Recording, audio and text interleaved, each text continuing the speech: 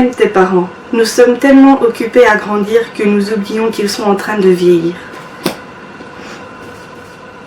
Bonjour à tous, je suis tellement contente de vous retrouver aujourd'hui pour vous faire la revue d'un livre que j'ai lu il y a peu et il s'agit de Ne t'enfuis pas de Harlan Coben.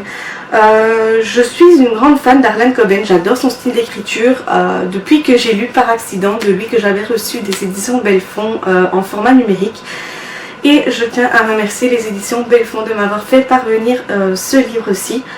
Donc c'est vrai que quand je l'ai vu parmi la sélection du mois d'octobre ou du mois de septembre, je ne sais plus, c'est vrai que je n'ai pas pu résister. Dès que j'ai vu Harlan Coben, c'est pas à peine si je n'ai pas eu besoin de lire le résumé pour en avoir envie en fait, hein, tout simplement. Je vais vous lire un petit passage du résumé, enfin le résumé au total, parce que vraiment vous pourrez voir que ça donne tellement envie de le découvrir qu'on ne peut pas résister en fait.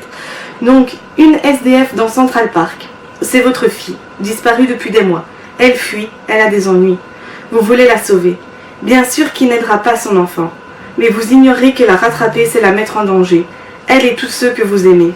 Les secrets ne meurent jamais. Voilà, moi personnellement quand j'ai lu le résumé, ça m'a directement donné envie de le découvrir, pardon. Et donc vraiment je n'ai pas été déçue, je l'ai lu en quelques jours seulement. Comme vous pouvez le voir ici, il y a quand même pas mal de petits marque-pages comme d'habitude, hein. Je vais un jour peut-être vous consacrer aussi une vidéo concernant comment j'annote mes livres en fait, parce que depuis quelques temps je ne peux plus m'en passer en fait, hein. Je ne sais pas comment ça se fait, excusez-moi, mais ça n'arrête pas de vibrer ici derrière. Donc vraiment je ne peux pas m'en passer, voilà, je ne peux plus lire un livre sans écrire, enfin sans annoter les pages au moins qui m'ont plu. Donc c'est un livre qui se lit très rapidement malgré ses 413 pages. Vraiment il est addictif comme pas possible, comme c'est pas permis, c'est pas possible d'avoir un livre aussi addictif. Vraiment, on a envie de connaître la suite, on rentre directement dans l'histoire et vraiment les personnages sont tellement bien décrits qu'on a tellement l'impression de vivre l'histoire avec eux. Il y a tellement d'interrogations sur ce qui se passe, sur qu'est-ce qui s'est passé, sur le présent, le futur, l'avenir. Vraiment, c'est un livre qui vous retourne le cerveau.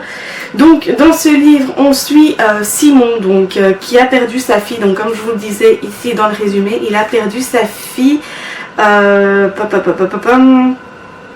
Désolée, mais je ne sais plus. Donc Simon, voilà, désolée, mais vraiment j'ai lu tellement de livres ces derniers temps que je m'en mêle les pinceaux avec les personnages. Donc, Simon est marié avec Ingrid. Ils ont 3 enfants, dont Paige, la plus grande, qui a disparu depuis des mois. Donc, c'est elle qu'ils ont retrouvée en tant que SDF, entre guillemets, à chanter une chanson de John Lennon dans Central Park. Et donc, quand Simon la rattrape, à partir d'un moment, Paige est sous l'emprise de son copain, en fait, parce qu'elle est tombée dans la drogue. Elle est vraiment tombée dans la drogue très dure à cause de lui.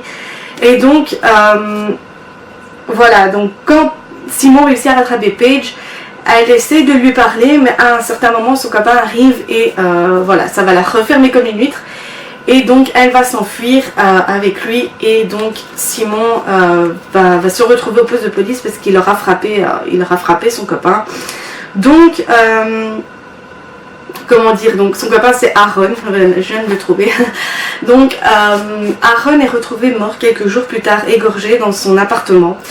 Et Paige a disparu. Donc ils ne savent pas où elle est, ils ne savent pas c'est qui a tué Aaron, ils savent rien en fait. Ils partent d'une page blanche et ils pensent que même c'est Paige qui l'a fait pour réussir à s'en sortir. Maintenant personnellement la chute de l'histoire je ne m'y attendais vraiment pas. J'ai été étonnée, vraiment je suis tombée sur le cul entre guillemets, mais vraiment c'était tellement bien ficelé et honnêtement j'avais tellement de doutes sur Simon et sur d'autres personnes que vraiment le vrai coupable je ne m'y attendais mais absolument pas et ça fut une agréable surprise. Vraiment j'ai adoré la chute, j'ai adoré de trouver qui était le coupable et vraiment je ne m'y attendais pas. Je ne sais pas si vous aussi vous avez lu ce livre, si vous l'aviez vu venir.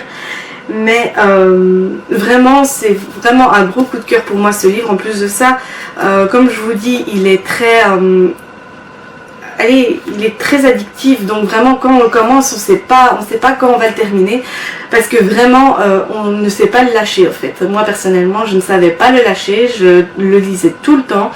Et c'est vrai que depuis que j'ai terminé ce livre, j'ai du mal à rentrer dans un autre, tellement que celui-là m'avait tenu en haleine et il m'avait tellement plu que j'ai du mal à rentrer pour le moment dans une autre histoire, et c'est ça qui est triste pour le moment. Donc voilà, je pense que je vous ai tout dit, sans trop essayer de vous raconter non plus l'histoire, parce que j'aimerais tellement que vous le découvriez comme moi je l'ai découvert. Donc voilà, je pense que c'était tout. J'essaie de remettre un petit peu mes pensées. Non, je pense que c'était tout. Donc voilà les amis, cette revue est maintenant terminée. Donc c'était mon avis sur Ne t'enfuis pas d'Harlan Coben, édité aux éditions Belfond.